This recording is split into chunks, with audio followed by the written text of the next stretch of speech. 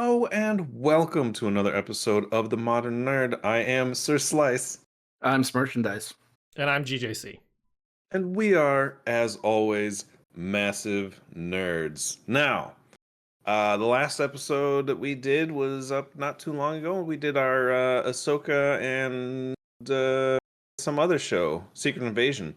This, however, is only going to be Ahsoka episode 3. So the latest one. We are going to try and keep up on that for you guys so that anyone can watch this and get our opinions on the matter. But before we do that, as usual, I would like to give a good shout out to these two fine gentlemen on either side of me here. You're so much taller than us. Why is that? I don't know. I got nothing for that one. I feel like but thank you guys. you need to like. Can you Not tilt important. it? Can you like? It's like you're sitting Here, on a stool, like a booster seat, compared to us. It's just, hello, top of my head. Like a booster seat. Hello. It's funny. Whatever, you did. I'm nitpicking. I just thought it was funny because you're like looking over. Trying to thank you. We're like so much shorter than you. And you're picking it apart. Anyway, also, if you are watching this live or watching it when I post these on the YouTube channel, thank you. And if you just happen to stumble upon this episode, go ahead and give that like and subscribe button a little clickety click, and stay tuned for other things we got coming in the future. But with all of that out of the way, let's talk about Ahsoka episode 3. This was a shorter episode than the other two. For me, it definitely felt that way, because I'll start off with my first thing would be right as I was like really kind of like, oh, all right, things are starting to like move forward and develop, and we're done. I was like, oh, well, I was super intrigued, and now it's just kind of ended. And it felt like they could have just given me like 5 more minutes. It's like taking a really good nap and being woken up too soon. Just 5 more minutes. Just 5 more minutes would have been great. Because I enjoyed this episode. I did. There was, I could probably tear it apart if I really tried to, but I don't really feel the need to. It started a little bit slower for me, and it had mostly character development in the beginning. Do it. And I liked the training scenes. I liked the development that was happening between her and Sabine throughout the episode, and how they were kind of starting to, work together a little bit better. That was nice. It seemed, fairly organic. It wasn't super forced. But yeah, I mean, I liked, the action and the, the dogfight that happened in the middle towards the end of the episode. I guess towards the end of the episode, because it felt like it was the middle part, but that was really the end. Because there was only like another like scene or two after that, really, a couple scenes after that. You did get some good politics in here, the typical bullshit, trying to prevent a war, but politics isn't about that. It's about resources and yada yada yada. But I do feel like, what's his name? I don't know his name. I feel like he was the character that they warned her about, Syndulla about, when she went into that meeting, and they were like, "Oh, careful, so and so's in there." I don't know if that were they talking about Mon Mothma? They were talking about somebody, and I feel like it was the guy who was giving her the runaround on, It was him. trying to say that this was like an emotional battle, but like, it only kind of became one when he poked at her, which is what they do, and all that stuff in all of these scenes. So I don't know. I feel like he's an Empire sympathizer as well. So I feel like he's going to turn and become somebody in the future this episode. The one standout moment that I really enjoyed, as I'm sure George will talk about later as well, was that scene where she gets out onto the wing of the plane. We can talk about it right now. But for me, this is where my point comes in. She had this new outfit on that like was form fitting to like her head and everything. If you look at the costume, it's blue with like white shoulder pads. Like, she looked like Vegeta. She looked like she was wearing Vegeta's Super Saiyan costume, and then put a helmet on and stepped out. And I was like, yeah, she's going Super Saiyan on these motherfuckers. All right. And then she kind of did some crazy flippies, and it was cool. To me, that did feel a little bit more like the Ahsoka that people might know from the shows, where she was a little bit more brash and a little bit more like, let's just get this shit done, like, but it wasn't presented in like a quite as like hot-headed type of manner. But she did, that was like a big thing. Like, nobody just goes out onto the wing of a starship and starts fighting. Like, that's not something people do. So it kind of did feel more like, oh, all right, she still has a little bit of that I'm gonna do shit my fucking way kind of attitude, which was kind of cool. So I liked that, and I thought that kind of, for me, showed a little bit more of the character that we were talking about in the last episode. So, yeah, overall, I enjoyed this episode.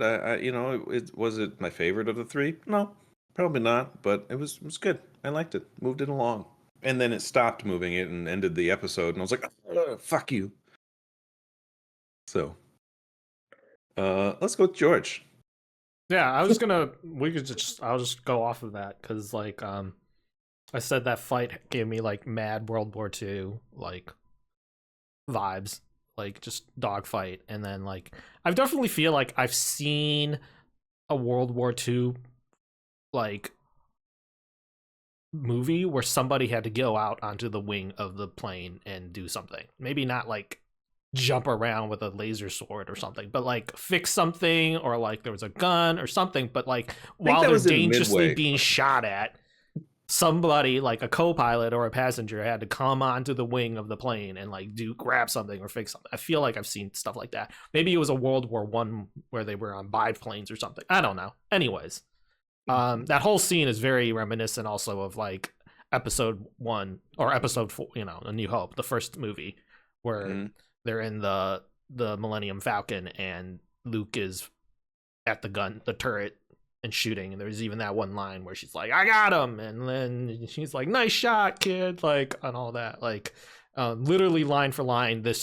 There were so many scenes in this episode that were identical to what you would expect to see, like, in the first Star Wars, A New Hope. Yep. They were close enough, at least. Close enough. Even the training part, kid. Yeah, don't get cocky, kid. All the part where also there was that part where like the Ahsoka's training Sabine with a lightsaber, and they put on like a mask so that like the kendo mask, so you can't see very well. And she's like, "Well, how am I gonna do anything?" That's literally Luke Skywalker with like, but with the blast shield, I can't see a thing. like that's. There's a lot of they're doing a lot of like callbacks to remind you, I think, of what Hu Wang said, which is that they come from a long line of non-traditional Jedis and a long line of Jedi Masters. So I had them listed that it goes from, as far as we know, it goes from Yoda to Dooku to Qui-Gon to Obi-Wan to Anakin to Ahsoka and now Sabine. So these are all very like unique. Did Yoda train Dooku? Yeah, and personally. Dooku that was Qui-Gon? His actual Padawan. Yeah, because if you look, it says that's his actual Padawan. Like that is his own apprentice that he trained personally. He trains a lot of younglings, as we see in the earlier Star Wars. That's because he's kind of like the Grand Master. But he took on an apprentice at one point. He took on several apprentices through his tenure as master, but he, like every other Jedi, can only have one apprentice. You know what I'm saying? So, and it's probably very rare for a Grand Master to take on an apprentice. So the fact that Dooku was an actual Padawan to Yoda speaks volumes, like, and then I guess the Qui-Gon Jinn of it all, which is, speaking of Qui-Gon, there's been a lot of talk about, how is it possible that like Sabine takes the same hit that Qui-Gon took and survived? Like, honky dory with nothing but a cool bikini. I guess she can't be wearing bye bikinis and two pieces, right? Like I don't know. It's just pretty big matzo ball. Yeah, a lot of people up in arms. I don't know. I'm like the only Your one that thoughts. doesn't give a shit about that. I know this is like a huge like thing on the internet, and I'm like, I don't it's care. a huge thing Like, on the he internet because died. people Who are gives like a shit? upset Like, about it. if it happened in the first three, in 1, 2, and Have her 3, get I'm like, I don't stabbed give a or shit. injured in a different way. Don't have it be the exact same killing Almost blow the that same killed exact Qui-Gon Jinn. same. Like it's almost Just shot in the same stab her angle in the too. leg, or stab her like The in problem- the kidney. Like, I mean, that was a anything. kidney. That's a kidney. It's a kid. She was stabbed off or to like the a side. It wasn't. gallbladder or something. I don't know. Jim dead, man. Like you gotta Who like cares? you He gotta respect died. a lot of people care. He It's just, It was his oh, time. this person dies. This person. You're too forgiving, Tim. Like who cares? Like we care. Why? Like, What's the point though? To what extent? Like, because what's if the you're gonna have huge someone get difference? stabbed the exact same way and having them be hunky dory, like not even like recovery time. Like she's like in there for like a second and then she's fine all of a sudden. Like something. It can't be the same injury and have it be completely okay versus dead. It seemed That's like it what I'm almost seemed saying. like literally like less than a few days later she's already training with a lightsaber Something. too. Like Literally, she's like already even training if with a it's like she's lightsaber. recovering or like stab somewhere else. Literally, like it's like fuck you. Like do something slightly different. It's just funny how like of all the inconsistencies in these movies and shows and everything, that like a lot of shit stems back to the way Qui-Gon died, which I think is funny because the character only existed for about, I'm gonna go with about 45 minutes to maybe an hour worth of screen time, and everybody's clinging to him from 20 years ago, and it's like, who cares? There's some shit happened. They wrote it poorly. They were like, let's kill him, and then afterwards we're like, maybe that's not a killing blow. Well, it happened and it's over. So like, who gives, like, fuck it. Like, oh no, like something is inconsistent. Like it happens. As I was saying earlier, this is not new. This isn't exclusive to Star Wars. This happens in every movie, in every action film. There's someone's gonna get stabbed in the gut, and then the next scene they're completely fine. Or someone's gonna get stabbed in the gut and they're dead because they needed the character to die. Like, or they get stabbed several times and then get resurrected the next season. It's completely like, why? Where's the line? Like, if you're going to complain about this, should we expect this exact same complaint from other things when we haven't? You know, like I think it's like Star Wars exclusive. Yeah. Like, no, if it's but it's like, but that's the thing, is like, it's not because it's the it's because it's the franchise is what makes people mad. It has nothing to do with the actual science and physics behind it. Because, like I just said, it happens everywhere else and nobody gets upset. Okay. But because it happened in Star Wars, my holy grail of movies, I see what you're talking about in that sense. But like, my point is it's like, just ridiculous. Star Wars fans, you have to be relentlessly unforgiving to be a Star Wars fan because they just don't give a shit. I'm not. It's just ridiculous. I'm not. It's not unforgiving. It's just like, did this entertain me? Yeah. I'm a fan of Star Wars. Yes. Did it have any lasting implications at all? No. I think the thing is like, I don't expect that from Star Wars. This episode, like I said, had a lot of nothing from Star Wars to be a fucking fan, apparently. This episode had a lot of like callbacks to like previous movies in the sense of like, oh, like nostalgia, like, oh, that's a really good, you know, like we were just talking about. The way they shot Sabine getting killed, and like, it was almost shot for shot Maul and like Qui-Gon. Like the angle, that the camera was at, the facial expression, the way they stabbed him, like they purposely shot it the same way. There's no way you can tell me that they were like, we didn't do that in order for you to try to invoke some feeling of Qui-Gon getting stabbed. No way they did not think about that. The fact of the matter is, I would go so far to say they probably purposely shot it that way to make you remember that. Much thought into this, and I think that's the problem. Is they're not thinking about it, yet we are. All right. I think that's the problem. I feel like, I don't know. I feel like it was shot purposely that way, but maybe that's just me. Okay, maybe It I would don't almost think they're be gonna. worse if they did Yeah, I that on don't think they're going purpose. to be Like, like, "Hey, you remember that thing that you all complain about in the internet? Fuck you!" Like that's what they would be saying, and it's Disney. They're not going to do that. Like that's. I don't think that's what's happening here. Plus, I Maybe. don't we have know if to they're saying remember. "fuck you," but maybe they were trying to We invoke have to some bad remember- vibes that are very similar. Because a lot of what they did this episode was like a lot of callbacks to previous films. So You're not I'm just saying wrong. that scene. How could you have three big major parts in the movie or in this episode already that were huge callbacks to previous movies, and then not realize that when you do a scene like this is another callback to a huge scene in your franchise? I just don't think that it's because first of all, we have to remember that George Lucas himself did those 3 movies that we're talking about.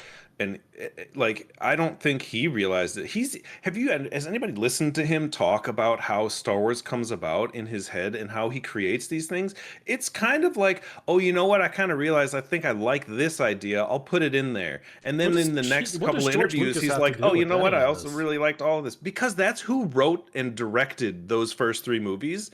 So we're all complaining like, no, I know that, but that's not who wrote and directed these shows. That's not who wrote and directed the show. We have to yell at George Lucas for killing Qui-Gon in that way. I don't care about the fact that Qui-Gon died that way. All I'm saying is the people who made the show know this franchise like the back of their own hands. And the fact of the matter is you can't tell me that they don't recognize the fact that they would do a scene like that. That is very reminiscent of the way Qui-Gon died. You can't tell me that. Are you telling me the people who made this film did not see that episode 1? Are you going to say that out to my face? No, I'm not going to say that, but I don't think then my point is settled. That's all I'm saying. My point is settled then. Because there's no way you shoot that scene and not think about that. That's not how you settle a point. What do you mean? A gut wound historically will not kill you. Historically. So I don't care about it whether or not it kills you or not, Tim. That's not my point. You're missing my point. You're not even listening to me about it. The wrong point in history is I don't care about that's like I've moved on from that. I don't care about whether they died or not. All I'm saying is this scene and that scene are very, very similar, so incredibly similar that you can't tell me that the people who shot this scene and who made this episode did not think or draw upon that scene as well, because of the way that the cinematography and the history of this episode so far and all the callbacks. You can't tell me the people who made this show never saw episode 1 and then didn't try to at least tug at that heartstring for that shot, because it's just so incredibly similar in that way. Do you know what I'm saying? The evidence, I'm sorry to say, kind of stacks up. You can't say the people who made the show didn't see episode 1 and never saw that scene. They didn't. I'm not saying they didn't. I'm just saying that they're probably not sitting there going, oh, you remember that? Let's do this again. You remember how everybody's still upset about it? I don't think they care about the upset part. I don't think that even comes into their mind. All I'm saying is like this episode was all about let's call back to all these reminiscent things of previous films. There was 3 already, and this like to film a 4th scene that's so incredibly similar to the way like and all the callbacks to like, oh, you come from a long line. I don't like I feel like all these different things that happened in this episode purposely led you to that, leads up to that like feeling of like that's a very Qui-Gon-esque type of thing. Do you know what I'm saying? There's so many callbacks to this, like, I don't know. I don't. Let's get back on track. That was the previous episode. It's like it's. It was the previous episode. Yeah, it is a previous episode, but yeah. So fuck you. Your point is invalid. Fuck off. Seriously, you're complaining about this episode and tying that one into it. They're not the same episode. They're not the same episode. So that point is now invalid. They're not the same episode, but it's like. I still feel like it's shot for shot the same thing. Like I'm gonna cut them together and we'll see. We should see. We really should see. I'll throw it up on a shorts, and I want the internet to decide. That's a horrible idea, but I'm gonna throw it up on the shorts. And I want people to tune in, check out all of the things, and vote. And we'll see if it's similar enough to be a shout out. I'm going to cut that together later today and put it up. We should. But on to the next thing. I have Dan's points coming up. What do you got, Dan? Tell me what you liked and didn't like about this episode. I like the music. I think the music's really cool for the training sequences. I think it's like I don't know how to describe it, but I think it's good. And I liked the space whales. Space whales. Touchy Space whales subject were these very days. cool. Sparkles. I don't know. I thought they were very cool. That was a cool scene too when they're flying Yeah, between all the that was tentacles and very shit. cool. That was real That was cool. very cool. I just, it's the same old story for me. I don't know. Maybe the Mandalorian was different and Clone Wars felt different, but it's like it's just reminding me how sad I am how mistreated the Star Wars universe and movies have been treated, not just by the bit Disney, but by its fans. And I'm having trouble. I'm having trouble getting into the show as a whole. That's not to say it's a bad show. I think objectively, this is a good show. I am watching it with my arms just as crossed as I've ever, as just harder than anything. I don't. I'm having trouble getting into it. You know, the last time we saw live action lightsabers, it was one of the worst Star Wars movies ever made. So it's hard for me. I miss Snips. I miss the Clone Wars version of Ashoka. The kindness from her, the empathy from her. I don't feel any of that from this version. I'm not saying Rosario Dawson's doing a bad job. I think she's a great fit. I just think the way this character is written, maybe she is focusing hard on being a sensei of sorts and doesn't want to be, but I don't feel any of the kindness or sympathy, empathy from the Ahsoka that I've come to kind of know. Granted, I didn't watch all of Rebels, so I mean that version of Ahsoka is probably more of what's being portrayed here and now. It's just I don't know. I don't feel a whole lot of everyone's kind of I don't know. It feels like apart from Sabine, everyone's kind of talking through uh, a filter of just I don't know. It's hard. It's hard for me. I want to like the show. I think it is an objectively good show. I'm just having a hard time getting into it. The callbacks, you know, how many? It's nice. It's but how many times are we gonna rely on callbacks to the original trilogy? There's only so many more. I mean, like, are we still entertained by those as fans? Like, I don't. It feels like they're just gonna do that until Star Wars media is beaten into the ground, and it's all just a bunch of gray sludge that we just kind of turn on and goes, it's Star Wars, and I don't know. It's fine and good, but like I don't know. It's hard. I know I'm being critical. I know that you can't. I feel like maybe you're you're not wrong. Yeah, you're not You're wrong. not. I feel like there's nothing wrong with it but like also like you're just in a way you've reached your like maximum saturation with the content in a way. Like you're just like it's all because they're feeding you a lot of the same stuff. I will say like, on record, I don't think with this show they are giving Star Wars a mistreatment. I think they are doing it justice. I'm just sad about how I'm just sad about I'm sad about the movies. I'm sad about how things have played out. I'm sad about how we still whatever. It's like 2 or 3 out of 9 Star Wars movies were good. It's maybe more, but I'm just maybe kind 3. of like it's hard. It's hard. I don't. It's a touchy subject, and I will say because I am a Star Wars fan, whether that's hard to believe or not at this point. Are you? I am. I question Dan. Do you even like Star Wars anymore? No, I would argue. That you're done with Star Wars. I can't because I'm such a big fan. I hold it to a standard, unlike so many other people who just let shit go. You know what I mean? Like I think it deserves to be treated with respect, and it just feels like it hasn't. I will say, for the most part, this show has treated the Star Wars lore as a whole with respect. I'm just still recovering from my wounds. That's what I'll say. I think it sounds like you're jaded. Someone didn't put you in the back. A lot of us fans. What? I said someone didn't put Dan back in the bacta tank in time after he got stabbed through the. That's fair. It's true. It sounds like you're jaded, which a lot of Star Wars fans are very jaded Right, off of they're those jaded last by three it. that came out. But Rightfully so, I though. I will mean, I will say that there have been some W's. You know, I think Mandalorian, especially the last season, was a bigger W. It's not going to be like, you know, capital necessarily. I know you liked Boba Fett.